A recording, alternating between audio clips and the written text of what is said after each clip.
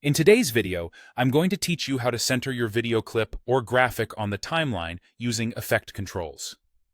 This is a simple yet essential skill for anyone looking to create professional-looking videos where elements are perfectly aligned. The steps are straightforward, but it's important to know how to adjust them for the best visual result. So let's dive in. First, you'll need to make sure that your clip or graphic is placed in the timeline of your video editing software. Once it's there, click on it to select it. Now, one of the key windows you'll be working with is the Effect Controls panel, which can be a bit elusive if you've got a lot of panels open. If the effect controls aren't visible on your screen at the moment, don't worry. You can easily access it by heading to the top menu. Simply click on Window, and from the drop-down menu, select Effect Controls. This action should immediately bring up the panel you need. Within the Effect Controls panel, look towards the Motion section. This is where the magic happens when it comes to positioning your clip. You'll see Position Settings, and these include two sets of numbers representing the horizontal and vertical values, known as X and Y, respectively. These values dictate where your clip sits within the frame.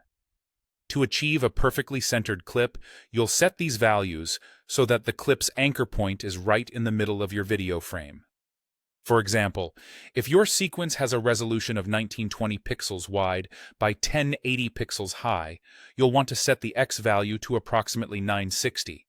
This represents half of your frame's width.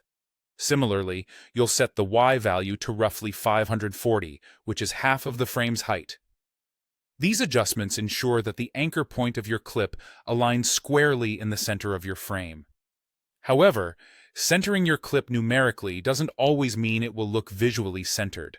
Sometimes your subject might appear off-center, possibly because of the way they're situated in the clip itself. In this case, you'll need to make some nuanced adjustments to the X and Y values until your eye tells you it's balanced.